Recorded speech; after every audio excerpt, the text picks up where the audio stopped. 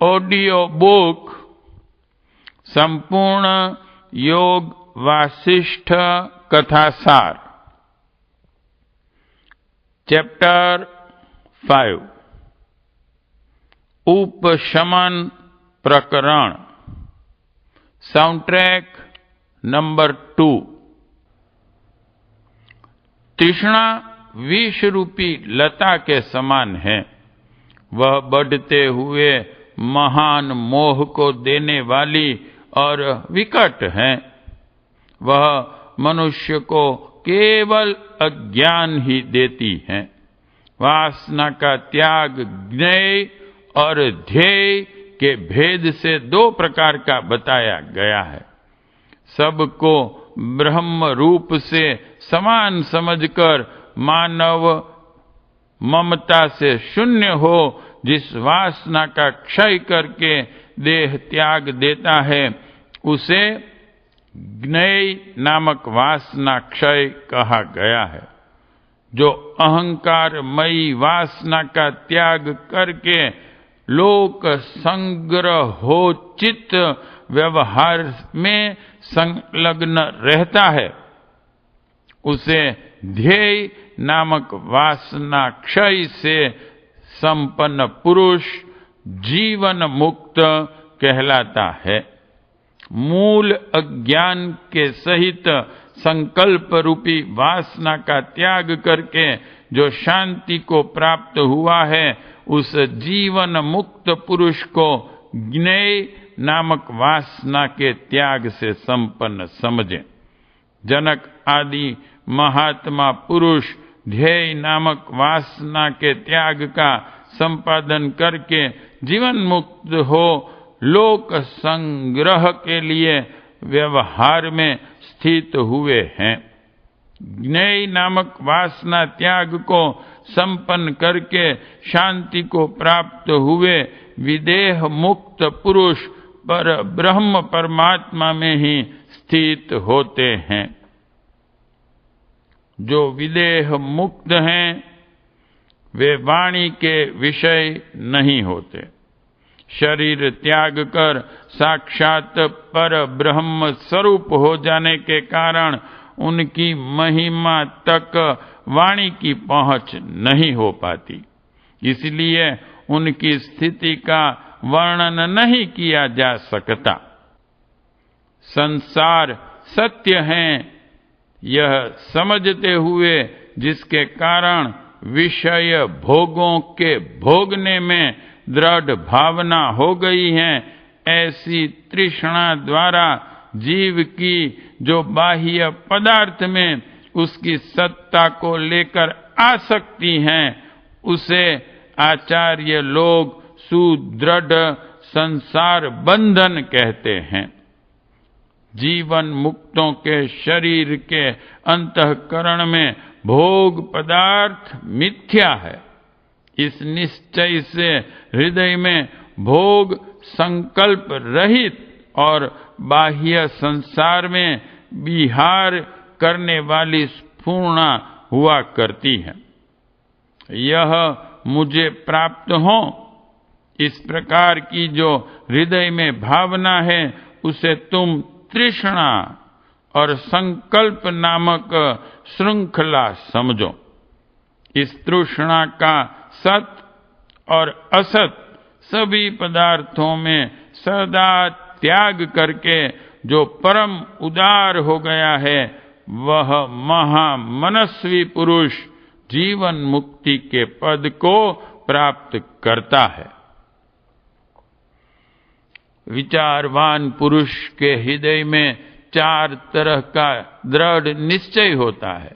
प्रथम निश्चय यह है कि सिर से लेकर पैर तक माता पिता द्वारा रचा गया हूं, यह असत दृष्टि है। इसी कारण मनुष्य को बंधन मिलता है। मैं देह इंद्रिय आदि पदार्थों से रहित एवं सूक्ष्म से सूक्ष्मतम हूं। ऐसा जो द्वितीय निश्चय है वह साधु पुरुषों को मोक्ष की प्राप्ति कराने वाला होता है। जगत के सभी पदार्थ मुझ अविनाशी परमात्मा के ही स्वरूप हैं। इस प्रकार का तृतीय निश्चय भी मोक्ष की ही प्राप्ति कराने वाला है। अहंकार अथवा यह सारा जगत सर्वदा आकाश के सदृश शून्य है, ऐसा जो चतुर्थ निश्चय है वह भी मोक्ष की सिद्धि का कारण होता है। इन चार निश्चयों में जो प्रथम है उसे बंधन कारक कहा गया है। शुद्ध भावना से उत्पन्न हुए शेष तीन तरह के निश्चय मोक्षदायक बतलाए गए हैं।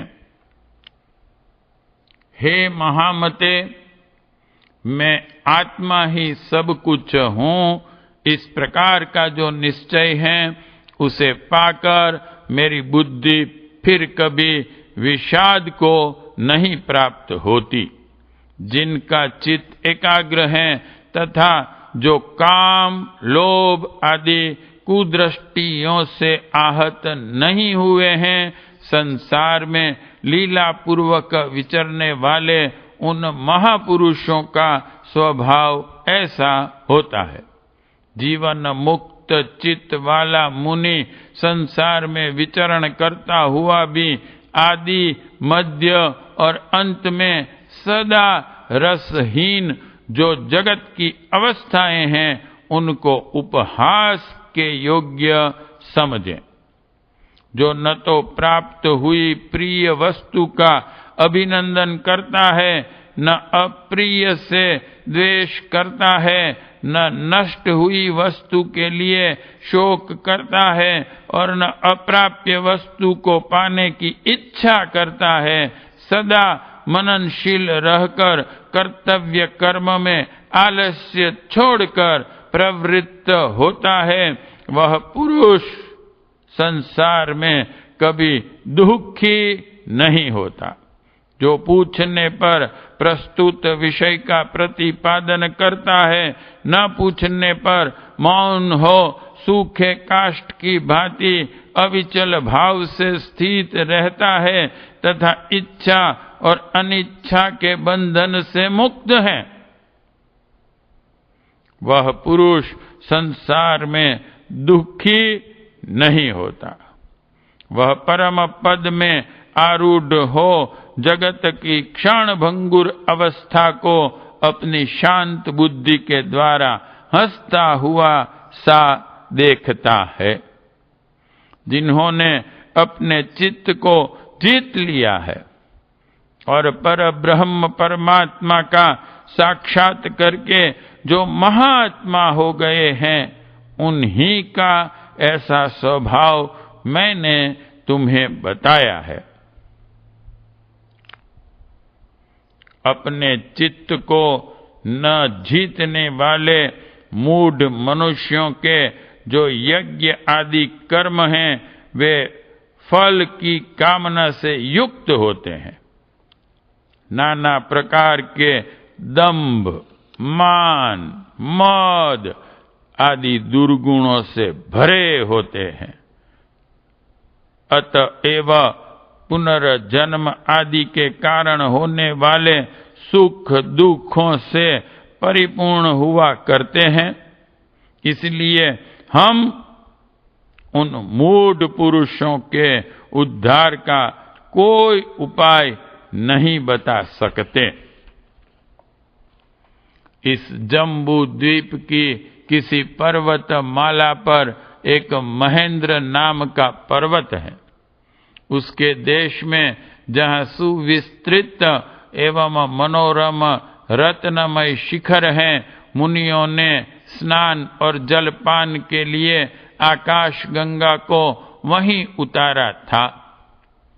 उसी गंगा जी के तट प्रदेश में जहाँ के वृक्ष फूलों से लदे हुए थे तथा जो पार्श्ववर्ती रत्नमय शिखर की प्रभा से प्रकाशमान और दीप्तिमान स्वर्ण की कांति से सुनहरे रंग का दिखाई देता था, वहां एक महर्षि निवास करते थे। उनका नाम दीर्घतपा था। उन्हें सम्यक ज्ञान प्राप्त हो चुका था। वे तपस्या के मूर्तिमान जान पड़ते थे। उन महर्षि के 2 पुत्र थे जो चंद्रमा के समान सुंदर थे। उनके नाम थे पुण्य और पावन। उन दोनों पुत्रों और पत्नी के साथ वे मुनि गंगा जी के उस तट पर रहते थे जहां के वृक्ष फलों से भरे हुए थे। कुछ समय बीतने पर मुनि के उन दोनों पुत्रों में जो अवस्था और गुण दोनों ही दृष्टियों से श्रेष्ठ थे, वे पुण्य नामक मुनि सम्यक ज्ञान से संपन्न हो गए, परंतु उनके दूसरे पुत्र पावन का ज्ञान अधूरा ही रह गया। वे मूर्खता की सीमा से तो बाहर हो गए थे, परंतु उन्हें परमार्थ तत्व का यथार्थ ज्ञान नहीं प्राप्त हुआ, इसलिए वे बीच में ही झूल रहे थे। तदनंतर 100 वर्ष बीत जाने पर दीर्घतपा जरावस्था से जर्जर हो गए। अतः उन्होंने अपने शरीर को त्याग दिया और संकल्प तथा राग से शून्य परम पद स्वरूप सच्चिदानंद धन ब्रह्म भाव को प्राप्त कर लिया। तत्पश्चात पति के शरीर को प्राण और अपान से रहित होकर पृथ्वी पर पड़ा देख मुनि की पत्नी ने भी पति की सिखाई हुई चिरकाल से अभ्यस्त यौगिक क्रिया द्वारा अपने शरीर को त्याग दिया और लोगों की दृष्टि से अदृश्य हो अपने पति का उसी तरह अनुसरण किया जैसे प्रभा गगन मंडल में अस्ताचल की ओर जाते हुए चंद्रदेव का अनुसरण करती हैं। माता और पिता के परलोकवासी हो जाने पर ज्येष्ठ पुत्र पुण्य ही स्थिर चित्त हो उनके अंत्येष्टि कर्म में प्रवृत्त हुए। पावन को माता पिता से बिछुड़ जाने के कारण बड़ा दुख हो रहा था। उनका चित्त शोक से व्याकुल था। वे बड़े भाई की ओर न देखकर वन की गलियों में घूम घूम कर विलाप करने लगे। माता पिता का और द्व्यदेहिक कर्म समाप्त करके उदान बुद्धि पुण्य वन में अपने शोकाकुल बंधु पावन के पास आए और कहा, हे वत्स, यह शोक मोह का एकमात्र कारण है, तुम इसे घनीभूत क्यों बना रहे हो? हे महाप्राज्ञ, तुम्हारे पिता तुम्हारी माता जी के साथ उस मोक्ष नामक सच्चिदानंद धन परमात्मा पद को प्राप्त हो गए हैं, जो सबका अपना ही स्वरूप है। वही सब प्राणियों का अधिष्ठान है और वही जितात्मा ब्रह्म वेताओं का स्वरूप है। जब पिता अपने स्वरूप को ही प्राप्त हुए हैं, तब तुम उनके लिए बारंबार शोक क्यों करते हो? तुमने इस संसार में ऐसी मोहजनित ममतामयी भावना बांध रखी है जिससे तुम अशोचनीय पिता के लिए शोक कर रहे हो। न वे ही तुम्हारी माता थी और न वे ही तुम्हारे पिता थे। हे वत्स, जैसे प्रत्येक वन में जल के बहने के लिए बहुत से नाले होते हैं, उसी तरह तुम्हारे सहस्त्रों माता पिता हो चुके हैं, केवल तुम ही उनके पुत्र नहीं हो। जैसे नदी के जल में अनेक तरंगें उठती और विलीन हो जाती हैं, वैसे ही मानव आदि प्राणियों के जन्म जन्म में बहुत से पुत्र होकर काल के गाल में जा चुके हैं। हे वत्स, यदि स्नेहवश माता पिता और पुत्रों के लिए शोक करना ही उचित हो, तो पूर्व के जन्मों में जो सहस्त्रों माता पिता बीत चुके हैं, उनके लिए निरंतर शोक नहीं किया जाता? हे महाभाग, जगत की कल्पना के निमित्त भूत भ्रम या अज्ञान के कारण ही यह प्रपंच दिखाई देता है। हे विद्वान, वास्तव में तुम्हारे न कोई मित्र है और न ही कोई बंधु बांधव है। हे वत्स, पारमार्थिक दृष्टि से सत्य क्या है, इसका तुम विचार करो। विचार करने से तुम्हें ज्ञात होगा कि न तुम हो न हम है। तुम्हारे अंतःकरण में जो भ्रम है, उसी के कारण इस जगत की प्रतीति हो रही है। अतः तुम उसे त्याग दो। यह गया, यह मर गया इत्यादि कुदृष्टियां अपने संकल्प अज्ञान से उत्पन्न होकर सामने दृष्टिगोचर होती है, वास्तव में इनकी सत्ता ही नहीं है।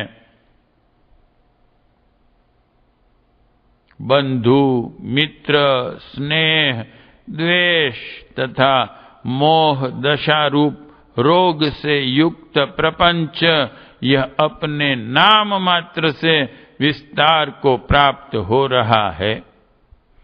वस्तु दृष्टया इनकी सत्ता नहीं है।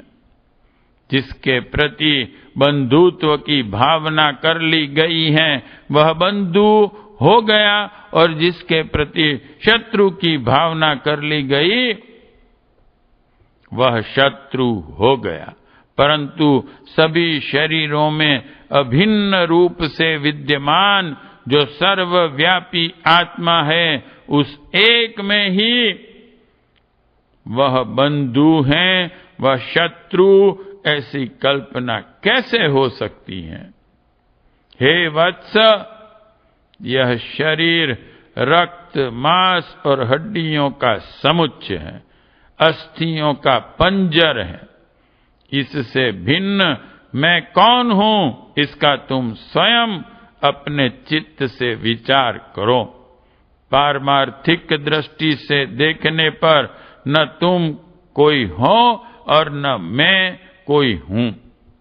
यह पुण्य है, यह पावन है इत्यादि कल्पनाओं के रूप में मिथ्या ज्ञान ही नृत्य कर रहा है। यदि तुम आत्मा से भिन्न कोई लिंग शरीर ही हो तो बताओ, बीते हुए दूसरे अनेक जन्मों में जो तुम्हारे बंधु और धन वैभव नष्ट हो गए हैं, उनके लिए भी शोक क्यों नहीं करते? सुंदर फूलों से सुशोभित वनस्थलियों में तुम्हारे बहुत से बंधु मृग योनियों में मृग शरीर धारण करके रहे हैं, उनके लिए तुम्हें शोक क्यों नहीं हो रहा है? हे वत्स, इसी जम्बू द्वीप में तुम पहले अन्य बहुत सी योनियों में सैकड़ों हजारों बार जन्म ले चुके हो। मैं तत्व ज्ञान से शुद्ध हुई सूक्ष्म बुद्धि द्वारा तुम्हारे और अपने पूर्व जन्म के वासना क्रम को देख रहा हूं। मेरी भी बहुत सी योनियां अनेक बार बीत चुकी हैं। इन मोह मंथर अज्ञान से जड़ीभूत अतीत योनियों को आज मैं तत्व ज्ञान से उदित हुई सूक्ष्म दृष्टि द्वारा देखता और स्मरण करता हूं। ऐसी अवस्था में जो जगत में उत्पन्न हुए सैकड़ों माता पिता भाई बंधु और मित्र काल के गाल में जा चुके हैं, उनमें से किन किन के लिए हम शोक में डूबे रहें, क्योंकि संसार की तो ऐसी ही गति है। हे पावन, तुम्हारा भला हो। मन में अहम भाव के रूप में स्थित इस प्रपंच भावना को त्याग कर तुम उस उत्तम गति को प्राप्त करो जो आत्मज्ञानी पुरुषों को उपलब्ध होती है। हे वत्स, तुम शांत चित्त होकर आत्मा का अपने मूल स्वरूप का जो भाव और अभाव, उत्पत्ति और विनाश से मुक्त तथा जरा और मृत्यु से रहित हैं, उसका स्मरण करो। मन में मूढ़ता न लाओ। हे उत्तम बुद्धि वाले पावन, न तुम्हारी कोई माता है और न ही कोई पिता। तुम केवल शुद्ध बुद्ध आत्मा हो, दूसरे अन्य कोई नहीं हो।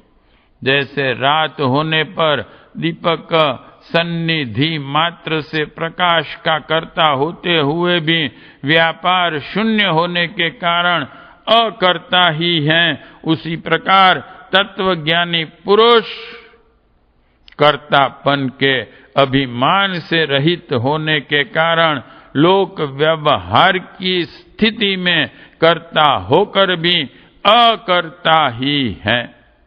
हे वत्स, जो समस्त ऐषणाओं के कलंक से रहित एवं मननशील हैं तथा जिसके हृदय कमल में स्वस्थ आत्मा स्वरूप का साक्षात्कार किया गया है, उस आत्मा के द्वारा अपने भीतर के संपूर्ण संसार भ्रम को मिटाकर अवशिष्ट हुए उस भाव स्वरूप आत्मा पर ब्रह्म परमात्मा से ही संतोष प्राप्त करो।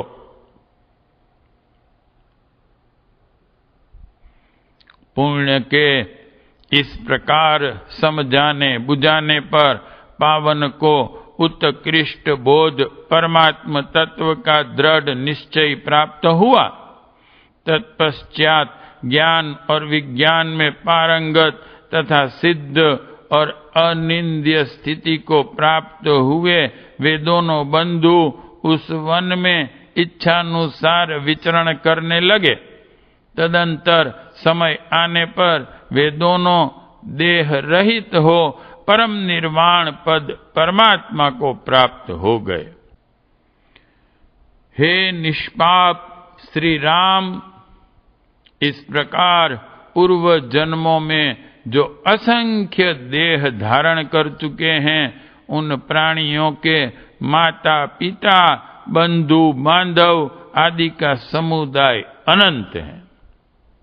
उनमें से कौन किन को ग्रहण करे और कौन किन को त्यागे। इसीलिए इस असंख्य तृष्णाओं की निवृत्ति का एकमात्र उपाय त्याग ही है। उनको अपने पास रखना नहीं। जैसे लकड़ी डालने से आग प्रज्वलित होती है, उसी प्रकार विषय भोगों के चिंतन से चिंता बढ़ती जाती है, और जैसे बिना ईंधन के आग बुझ जाती है, उसी प्रकार विषयों का चिंतन न करने से चिंता मिट जाती है। एकमात्र विवेक रूपी सखा और एकमात्र पवित्र एवं तीक्ष्ण बुद्धि रूपिणी प्रिय सखी को साथ ले संसार में शास्त्र विहित आचरण करने वाला पुरुष संकट पड़ने पर भी मोहग्रस्त नहीं होता। वैराग्य से, शास्त्रों के अभ्यास से तथा महत्ता युक्त क्षमा, दया, शांति, समता और संतोष आदि गुणों से यत्न पूर्वक आपत्ति का निवारण करने के लिए मनुष्य स्वयं ही मन को उन्नत बनाए।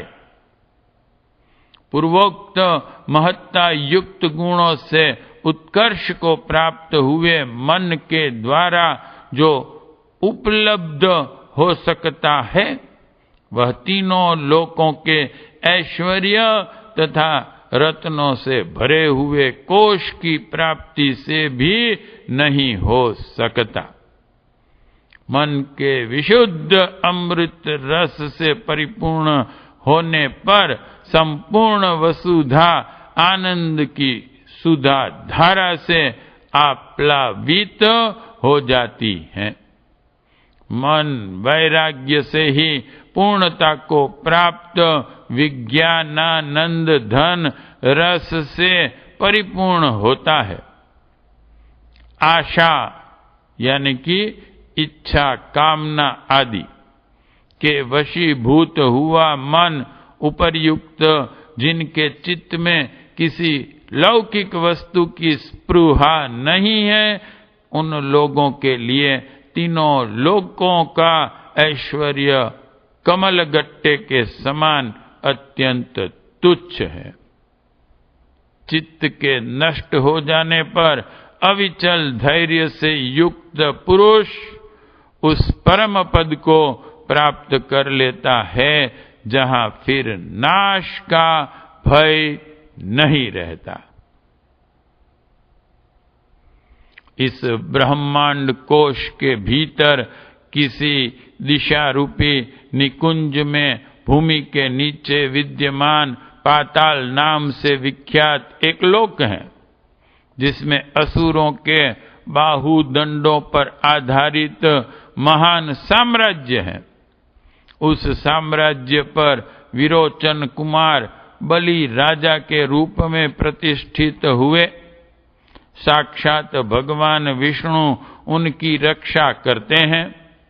एक दिन मेरु पर्वत के शिखर पर स्थित रत्नों के बने हुए विशाल भवन में खिड़की के सामने बैठे हुए दैत्य राज स्वयं ही संसार की स्थिति पर विचार करने लगे।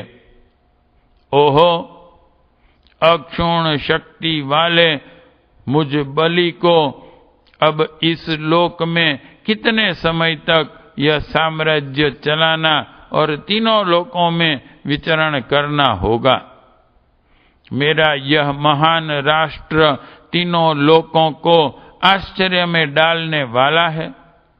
प्रचुर भोगों से संपन्न होने के कारण यह अतिशय सुंदर जान पड़ता है, किंतु इसके उपभोग से मेरा कौन सा प्रयोजन सिद्ध हो रहा है। परम उदार अद्वितीय इंटू ब्रैकेट परमात्मा प्रतिरूप फल को मैं यहां नहीं देख पाता। इन क्षणभंगुर भोगों को छोड़कर दूसरा नित्य उत्तम एवं यथार्थ सुख क्या है, इसी का मैं विचार करता हूं। विवेक वैराग्य युक्त बुद्धि से ऐसा सोच समझकर राजा बलि तत्काल ध्यान मग्न हो गए। जिन्होंने लोक से छोटे बड़े सभी व्यवहारों को देखा था और जो आत्म तत्व के ज्ञान से संपन्न थे, उन अपने ऐश्वर्यशाली पिता महाराज विरोचन से मैंने पूछा, हे महामते, जहां समस्त दुखों और सुखों से संबंध रखने वाले सारे भ्रम शांत हो जाते हों, संसार की वह सीमा कौन है?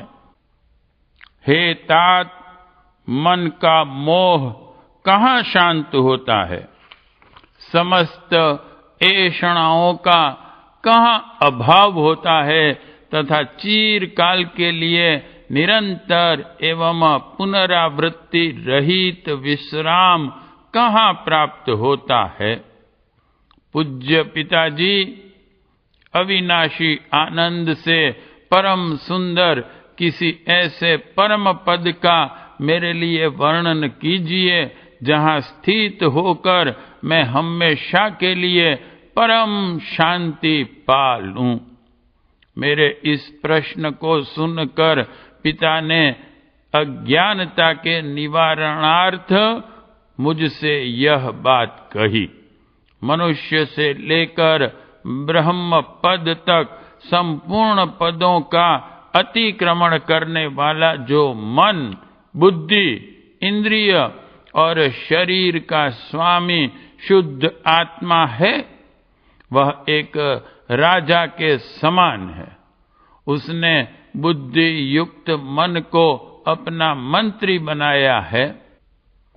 उस मंत्री को जीत लेने पर सबको जीत लिया जाता है और सब कुछ प्राप्त हो जाता है, परंतु उसे अत्यंत दुर्जय समझना चाहिए।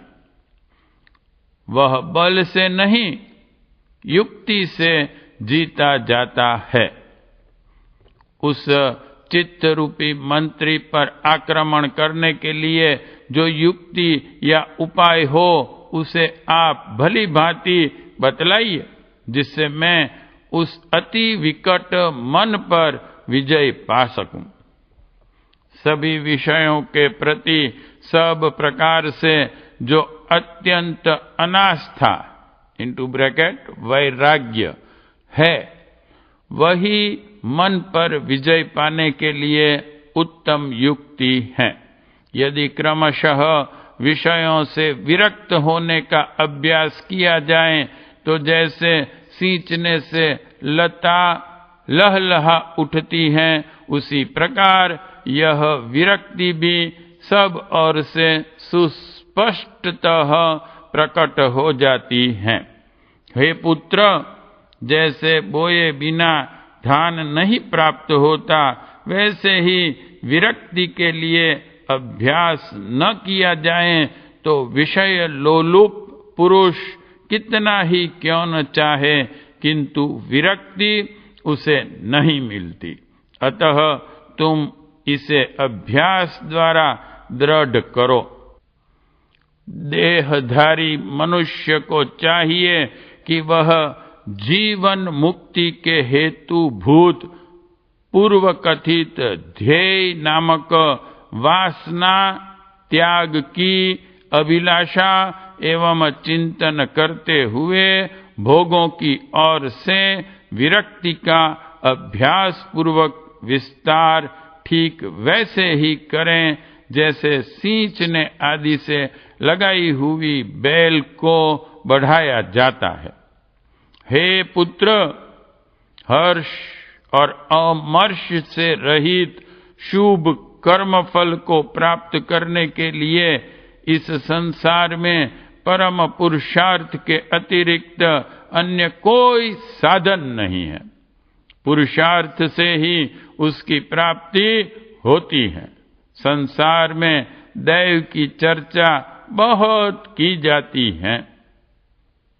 प्रारब्ध भोग रूप जो दैव हैं, उसे परम पुरुषार्थ से ही जीता जाता है। जीवात्मा पुरुष शरीर धारण करके पुरुषार्थ से जिस पदार्थ का जैसे संकल्प करता है, इस लोक में वह पदार्थ उसे उसी रूप में प्राप्त होता है, दूसरे किसी रूप में नहीं। हे पुत्र, इस जगत में पुरुषार्थ के अतिरिक्त अन्य कुछ भी नहीं है। अतः उत्तम पुरुषार्थ का आश्रय लेकर लोगों की ओर से वैराग्य प्राप्त करें। जब तक भोगों से वैराग्य, जो संसार बंधन का विनाश करने वाला है, नहीं प्राप्त होता, तब तक विजय प्रदायक परमानंद नहीं प्राप्त हो सकता। आत्म साक्षात्कार रूपिणी स्पंदयिनी लता जीव के अंतःकरण में विषय भोगों से विरक्ति रूपी फल अवश्य उत्पन्न करती है। आत्म साक्षात्कार होने पर विषयों में आसक्ति का अत्यंत अभाव हो जाता है। इसलिए पुरुष पवित्र और तीक्ष्ण बुद्धि के द्वारा अति उत्तम विवेक विचार से पर ब्रह्म परमात्मा का साक्षात्कार करें, साथ ही विषयों की आसक्ति से सर्वथा रहित हो जाएं। सकाम भाव से किए गए यज्ञ, दान, तप और तीर्थ सेवन से तो स्वर्ग आदि सुख ही मिलते हैं।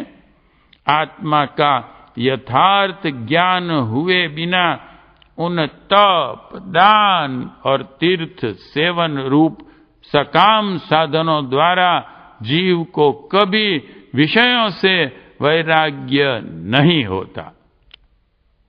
परम कारण रूप परमात्मा का यथार्थ बोध हो जाने पर मनुष्य को जैसी शांति प्राप्त होती है, वैसी शांति ब्रह्मा से लेकर तृण पर्यंत इस संपूर्ण जगत में किसी को कहीं भी नहीं मिलती।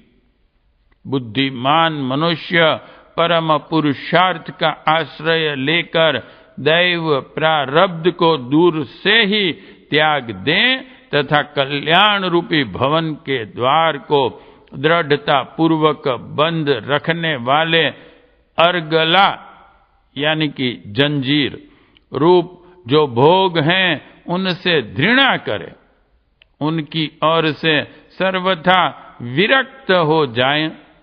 भोगों के प्रति वैराग्य से परमात्मा विषयक विचार उत्पन्न होता है और परमात्मा विषयक विचार उदित होने पर भोगों की ओर से वैराग्य होने लगता है। सौभाग्य की बात है कि वह उपदेश मुझे इस समय याद आ गया, इससे मैं प्रबुद्ध हो गया हूं। आज मेरे अंतःकरण में भोगों के प्रति यह अतिशय विरक्ति प्रत्यक्ष अनुभव में आने लगी है। बड़े आनंद की बात है कि मैं अमृत के समान शीतल, विशुद्ध एवं परम शांतिमय परमानंद सिंधु में प्रविष्ट हो गया हूं। आहा, अंतःकरण को शीतल बना देने वाली यह शांतिमयी स्थिति बहुत ही रमणीय है। इस शांतिमयी स्थिति में दुख सुख की सारी दृष्टियां ही शांत विलीन हो गई हैं। परम उपरति में स्थित हो मैं परम शांति का अनुभव करता हूं। इतने समय तक मैं पूर्णतः मूर्ख बना रहा, जो तुच्छ सांसारिक वस्तुओं की इच्छा से देवताओं के साथ द्वेष करता रहा, जो मन की कल्पना मात्र है।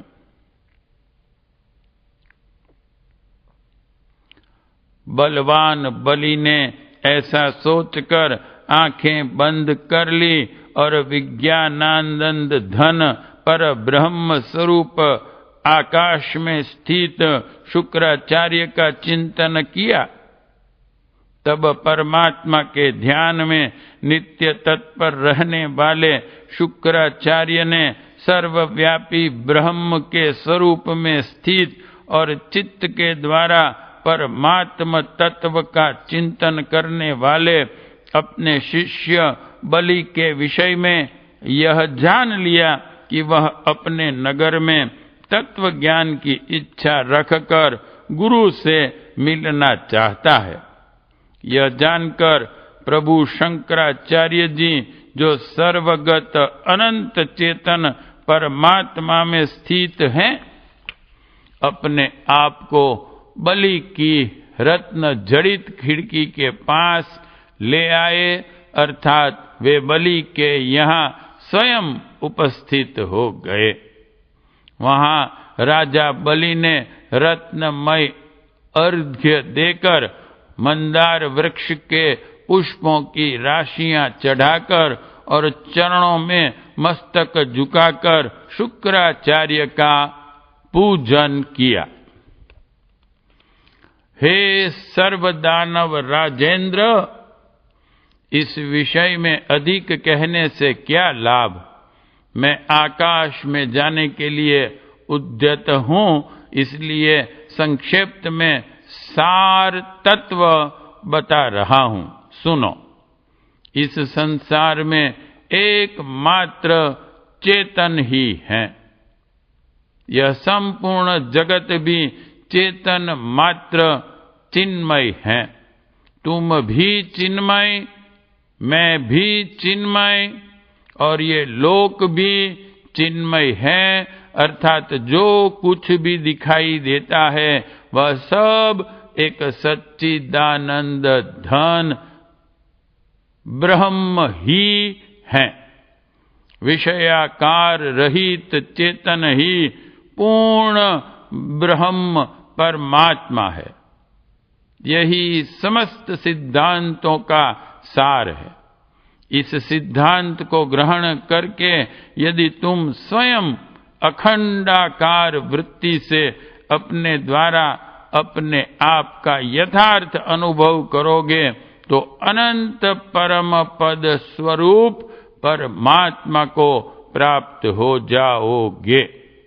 मैं इस समय देवलोक को जाता हूं।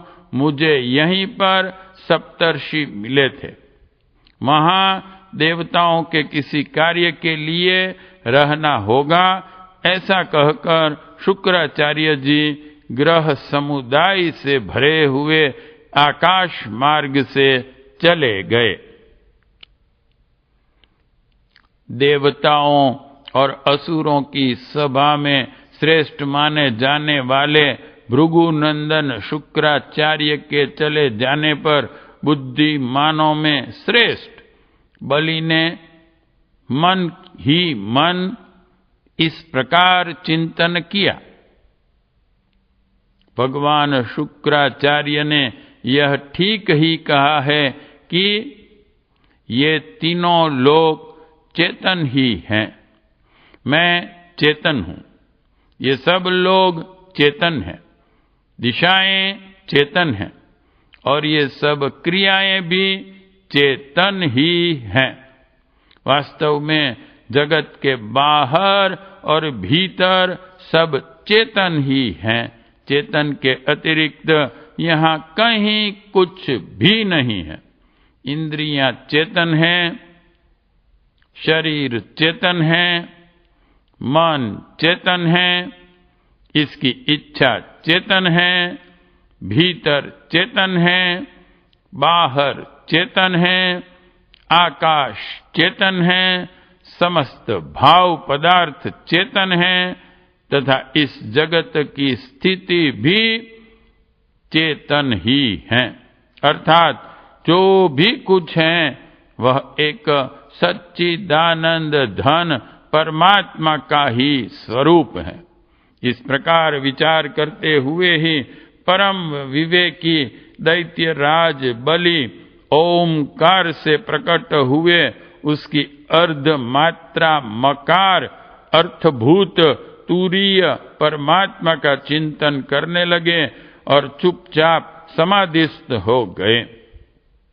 उस समय बलि के सारे संकल्प शांत हो गए, समस्त कल्पनाएं विलीन हो गई। उनके भीतर किसी प्रकार की शंका नहीं रह गई।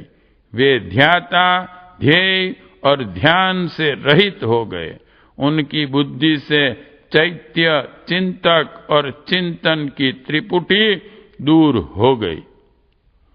तदनंतर बलि के अनुचर दानव लोग स्फटिक मणि के बने हुए उनके महल की ऊंची अट्टालिका पर क्षण भर में चढ़ गए।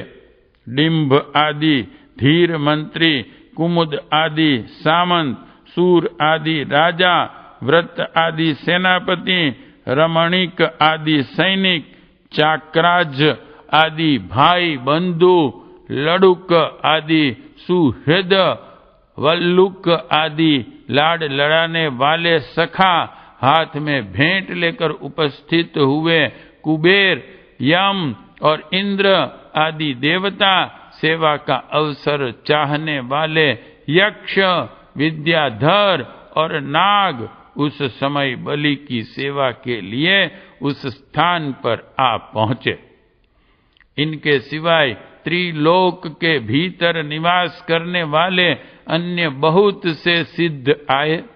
उनके पास आकर उन सब के मुकुट प्रणाम के लिए झुक गए। उन सब ने बड़े आदर के साथ राजा बलि को देखा।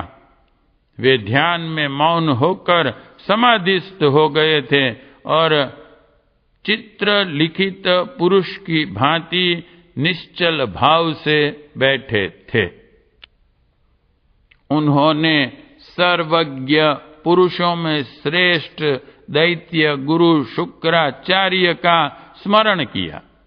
स्मरण करते ही दैत्यों ने देखा भृगु नंदन शुक्र अपने तेजस्वी शरीर से वहां उपस्थित हैं। असुरों ने उनका पूजन किया, फिर वे गुरु के उच्च सिंहासन पर विराजमान हुए। तदंतर शुक्राचार्य ने दानवराज बलि को देखा, जो मौन भाव से ध्यानस्थ होकर बैठे थे। क्षण मात्र विश्राम करके शुक्राचार्य ने प्रेम पूर्वक बलि को देखा और चिंतन कर वे इस निश्चय पर पहुंचे कि बलि का संसार रूपी भ्रम नष्ट हो गया है। तत्पश्चात गुरु ने उस दैत्य मंडली से कहा, हे दैत्यो, ये ऐश्वर्यशाली बलि अपनी विचारधारा से ही विशुद्ध परम पद को प्राप्त होकर सिद्ध हो गए हैं। यही अतिशय शांतिमय परमानंद है।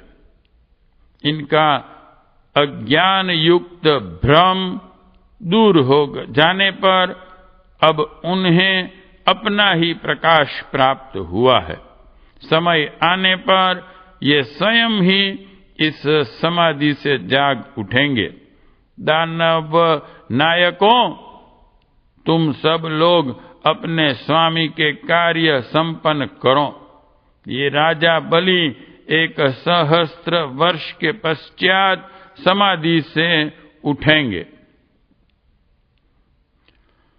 गुरुदेव के ऐसा कहने पर दैत्यों ने हर्ष, अमर्ष और दुख से उत्पन्न हुई चिंता को त्याग दिया तथा पहले की व्यवस्था के अनुसार बलि की राज्य सभा का सुदृढ़ संगठन करके वे सभी असुर यथाधिकार निज निज कार्य में संलग्न हो गए। तदंतर 1 सहस्त्र दिव्य वर्ष व्यतीत होने पर ऐश्वर्यशाली असुर राजा देव दंदुभियों का तुमुल नाद सुनकर समाधि से जागे और इस प्रकार विचार करने लगे, न बंधन है न मोक्ष। मेरी मूर्खता यानी कि अज्ञान का नाश हो गया। ध्यान के भोग विलास से मेरा क्या होगा अथवा ध्यान न करने से मेरा कौन सा प्रयोजन सिद्ध होगा। न मैं ध्यान की इच्छा करता हूं और न ध्यान न करने की, न भोग चाहता हूं न भोगों का अभाव। मैं चिंता रहित होकर समभाव से स्थित हूं। यह जगत का राज्य रहे तो भी मैं यहाँ स्थित भाव से अवस्थित हूँ, अथवा यहाँ यह जगत का राज्य न रहे तो भी मैं शांत स्वरूप हो परमात्मा में स्थित हूँ। ध्यान दृष्टि से मेरा क्या काम है? राज्य वैभव की संपत्ति से भी मेरा क्या प्रयोजन है? जो आता है वह आए, न ही मैं हूं न कहीं कुछ मेरा है। यदि आवश्यकता की दृष्टि से इस समय मेरा कुछ भी कर्तव्य नहीं है तो अकर्तव्य भी कुछ नहीं है। अतः यह तो कुछ प्रस्तुत कर्म राज्य पालन आदि हैं, इसे मैं क्यों न संपन्न करूं? ऐसा विचार करके बलि वासना रहित मन से वहां समस्त राज्य कर्म करने लगे। किसी समय उनके मन में यज्ञ करने का विचार हुआ, तब वे शुक्राचार्य आदि मुख्य मुख्य ब्राह्मणों के साथ अश्वमेघ महायज्ञ का अनुष्ठान करने लगे। उस यज्ञ में समस्त भुवनों के प्राणियों को तृप्त किया गया। देवर्षियों के समुदाय ने उस यज्ञ की भूरी भूरी प्रशंसा की। राजा बलि को भोग समूहों की अभिलाषा नहीं है, ऐसा निश्चय करके सिद्धिदाता भगवान विष्णु बलि के अभिष्ट मनोरथ की सिद्धि हेतु उस यज्ञ में पधारे। कार्य के तत्व को जानने वाले श्री हरि एकमात्र भोगों में आसक्त होने के कारण कृपण एवं शोचनीय देवराज इंद्र को, जो इंटू ब्रैकेट उनके बड़े भाई होने के नाते ब्रैकेट कंप्लीट अवस्था में श्रेष्ठ थे, इस जगत रूपी जंगल का भाग देने के लिए वहां आए थे। उन्होंने बलपूर्वक पैर बढ़ाकर तीनों लोकों को नाप लिया और बलि को वैभव भोग से वंचित करके उन्हें पाताल में बांध दिया, अर्थात उन्हें पाताल लोक के राज्य का अधिकारी बना दिया।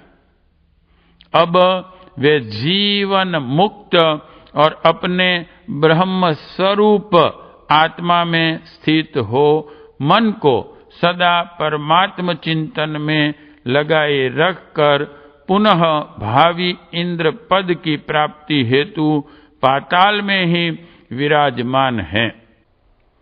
पाताल रूपी गर्त में रहकर जीवन मुक्त स्वरूप बलि आपत्ति और संपत्ति को समान दृष्टि से देखते हैं।